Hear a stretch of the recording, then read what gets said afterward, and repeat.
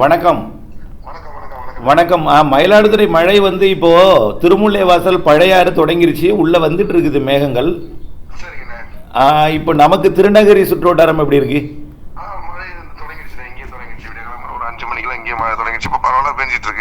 ஓ right right.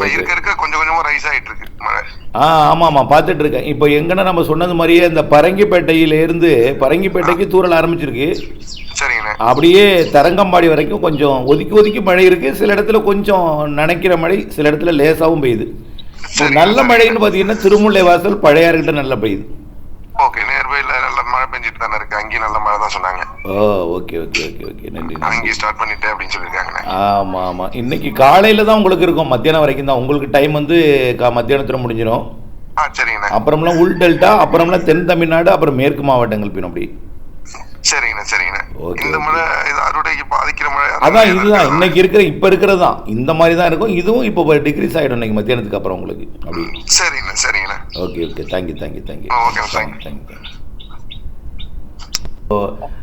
Parangipettai கிள்ளையெல்லாம் லேசாக தூருது, அவ்வளோதான். தூரி முடிச்சிட்டு. Okay okay okay. இல்லை வந்துட்டு இருக்கு, உள்ளார வந்துட்டு இருக்கு. இன்னும் கொஞ்சம் கடல்ல உருவாகி வந்துட்டு இருக்கு. ஒரு 9:30-10 மணிக்குள்ள இன்னொரு மழையை பார்க்கலாம், லேசான நினைக்கிற மழை. Thank you thank you thank you thank you thank you. Thank you thank you thank you. வணக்கம். செல்வகுமாரின் அதிகாலை வானிலை ஆய்வறிக்கை. அதிகாரப்பூர்வ வானிலை அறிக்கைக்கு இந்திய வானிலை ஆராய்ச்சித்துறை அறிக்கையை பார்க்கவும். 2026 பிப்ரவரி 5 வியாழக்கிழமை அதிகாலை நிலவர வானிலை பதிவு. எதிர்பார்த்தது போலவே பிப்ரவரி 5 அதிகாலையில் மயிலாடுதுறை மாவட்டம் கடலோரம் திருமுல்லை வாசல் பழையாறு இடைப்பட்ட பகுதியில் சற்று கனமழையாகவே பெய்து கொண்டிருக்கு. அதேபோல பரங்கிப்பேட்டை, பிச்சாவரம், முடசல் ஓடை பகுதிகளிலையும் தூறல், உள்ளே சீர்காழி வரைக்கும் நனைக்கும் மழைப்பொழிவுகள் காணப்பட்டு கொண்டிருக்கிறது மயிலாடுதுறை மாவட்டத்தில். அடுத்தபடியாக பார்த்தீங்கன்னா தரங்கம்பாடி, காரைக்கால் இடைப்பட்ட போதிலையும் நனைக்கும் மழைப்பொழிவு, லேசான மழைப்பொழிவு காணப்படுகிறது தரங்கம்பாடி, காரைக்கால் இடைப்பட்ட பகுதியில்.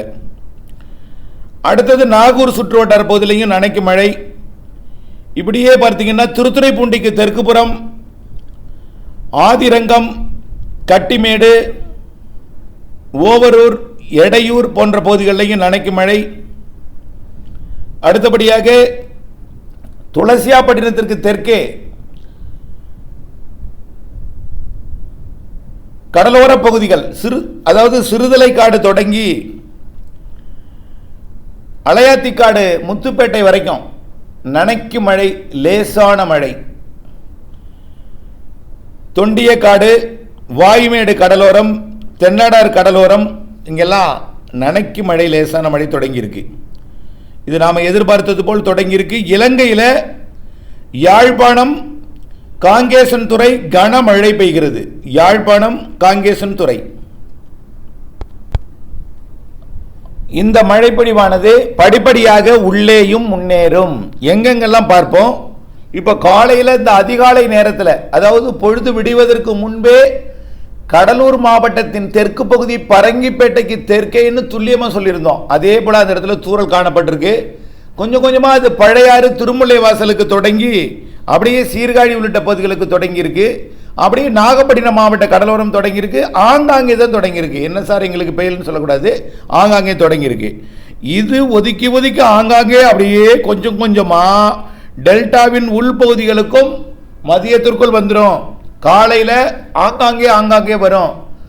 ஆனால் கடந்த முறை ஒட்டுமொத்தமாக மேகம் சூழ்ந்து காணப்பட்டது. இப்போ லைட்டாக அங்கங்கே கேப்பில் வெயில் இருக்குது. என்ன காரணம்னா மேகமூட்டத்தை உருவாக்குவதில் கொஞ்சம் அது என்ன சொல்கிறதுனா, மேகமூட்டம் அதிகமாக இருந்தாலும் மழை அதிகமாக பெய்யாது, புரியுதுங்களா?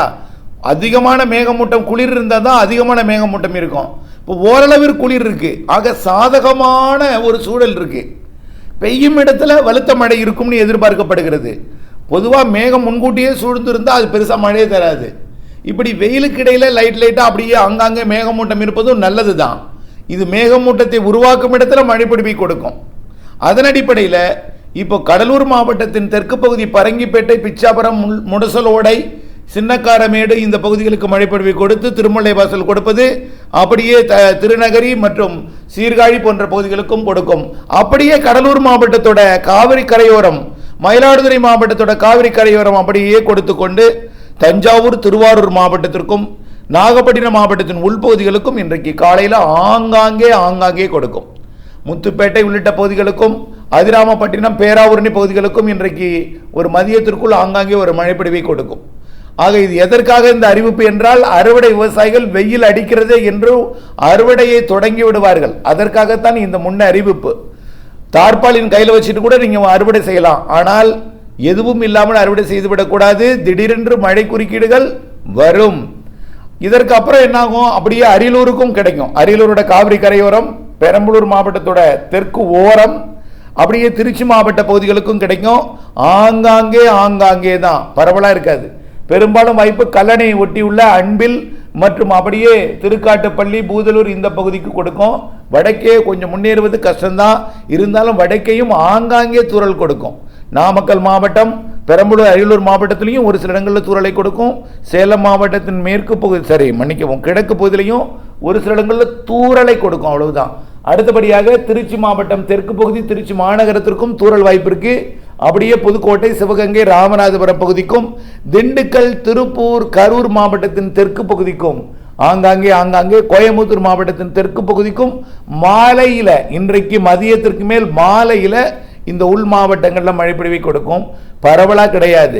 ஒருவேளை உங்களுக்கு பெய்யலாம், அல்லது நீங்கள் ஆய்வில் ரேடாரில் பார்த்தீங்கன்னா அதை பார்க்கலாம், அல்லது நீங்கள் தீர விசாரித்தால் எங்கே பெய்தது என்பது தெரியும். இல்லைன்னா நான் நாளை காலையில் சொல்கிறேன் எங்கே பெய்தது என்று. ஆகவே மழைப்பொழிவு இன்றைக்கு மாலை இரவிலே ஆங்காங்கே நனைக்கும் மழை, லேசான மழை இருக்கும்.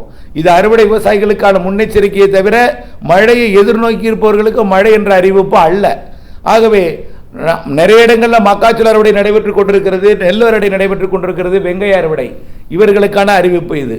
அடுத்தபடியாக இன்றைக்கு மதியத்திற்கு மேல் மாலை தென் மாவட்டங்களில், அதாவது புதுக்கோட்டை, ராமநாதபுரம், சிவகங்கை, மதுரை, திண்டுக்கல் மாவட்ட கொடைக்கானல் மலைப்பகுதி, தேனி, விருதுநகர் மற்றும் தூத்துக்குடி, திருநெல்வேலி, கன்னியாகுமரி, தென்காசி ஆகிய மாவட்டங்கள், விருதுநகர் மாவட்ட மேற்கு பகுதியும், திருநெல்வேலி, தென்காசி மாவட்ட மேற்கு பகுதியும், மாஞ்சோலை, நாலுமுக்கு, காக்காட்சி, ஊத்து போன்ற பகுதிகளில் மிதமானது முதல் சற்று கனமழை இன்றைக்கு மாலை இருக்கு.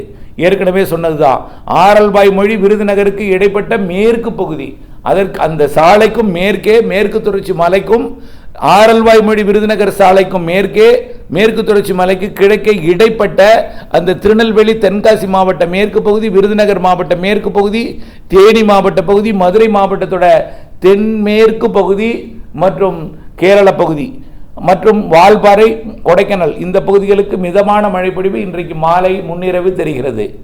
நாளையும் ஆங்காங்கே தூறல் நனைக்கும். 5ஆம் தேதி 6ஆம் தேதி தான் இந்த சுற்றின் மழைன்னு ஏற்கனவே சொல்லியிருக்கிறோம். இது அறுவடை விவசாயிகளுக்கான முன்னெச்சரிக்கையை தவிர மழையை எதிர்நோக்கி இருப்பவர்களுக்கு மழை என்ற அறிவிப்பு அல்ல. மழை ஒதுக்கி குறைவான பரப்பில் தான் இருக்கும். ஆகவே ஒதுக்கலாம் என்ற மனநிலையுடன் இருந்தால், பெய்தால் அதிர்ஷ்டம் என்ற ஒரு மகிழ்ச்சி கிடைக்கும். அடுத்தபடியாக இந்த 5-6க்கு அப்புறம் 13, 14 தேதிகளில், 13, 14, 15 தேதிகளில் இருக்கும். அடுத்தும் இதே போல ஒரு நனைக்கும் மழை, லேசான மழை. இந்த 2 மழையும் குறைவாக இருந்தாலும் அடுத்ததாக வரப்போகிற மழை 18, 19, 20, 21ஆம் தேதி, 18, 19, 20 இது இருக்கும். மாத இறுதி வலுவான நிகழ்வு என்று ஏற்கனவே சொல்லியிருக்கிறேன். பிப்ரவரி மாத இறுதி, அதாவது 23 28க்குள் 25ஆம் தேதியை மையமாக வைத்து வலுவான மழைப்பொழிவு தெரிகிறது. அது ஒரு காற்றழுத்த தாழ்வு பகுதியாகவோ அல்லது ஒரு தீவிர காற்றழுத்த தாழ்வு பகுதியாகவோ இலங்கை அருகே வந்து அமைந்து நல்லதொரு மழைப்பொழிவை கொடுக்கும். ஆனால் இதுவும் அனைவருக்கும் பெய்யும் என்று எதிர்பார்த்து விடக்கூடாது. உடனடியாக இதற்கான மழையை நம்பி பெரிய விவசாயத்தை எதுவும் தொடக்கிவிடக்கூடாது. இந்த குளிர்கால மழைப்பொழிவு குளிரின் அதாவது சதவீதத்தை பொறுத்து இரு காற்று இணைவு மழைப்பொழிவு இடமெல்லாம் மாறி மாறி அமையும். இருந்தாலும் வரக்கூடிய நாட்களில் இன்றைக்கு தேதி 5 தான். நாம் சொல்லும் மழை 25ஆம் தேதி, இன்னும் 20 நாள் இருக்கிறது. ஆகவே அடுத்தடுத்த அறிக்கைகளிலே அதை உறுதிப்படுத்தலாம். இந்த மாத இறுதி கொஞ்சம் வலுவானதாகவே தெரிகிறது. ஆகவே இன்றைக்கு 5, 6, அடுத்தது 13, 14, 15, அடுத்தது 18, 19, 20, அடுத்தது 23 to 25, 23 to 28க்குள் 25ஐ மையமாக வைத்து இருக்கும். அது கொஞ்சம் வலுவானது என்று அறிவிக்க கடமைப்பட்டிருக்கிறேன். அது இவை எல்லாமே அறுவடைக்கு இடையூறு கொடுக்கும் மழை, திட்டமிட்ட அறுவடைக்கு உங்களுடைய அப்டேட்ஸை பார்த்திருப்பது உங்களுடைய லாபத்திற்கு பயன் தரும். அடுத்தபடியாக மார்ச்சிலும் இப்படி 2 நிகழ்வு இருக்கு. பெரும்பாலும் பிப்ரவரி இறுதி நிகழ்வும் மார்ச் நிகழ்வும் சற்று வலுவானது.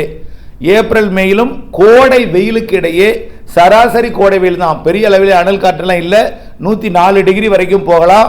அந்த வெப்பத்திற்கு இடையே நிகழ்வுகள் இருக்கிறது. நிகழ்வும் வெயிலுக்கு இடையே திடீரென்று நிகழ்வுகள் உருவாகி வந்து மழைப்பொழிவை கொடுக்கும். கண்டிப்பாக மே மாத இறுதியில் நல்ல மழை இருக்கு.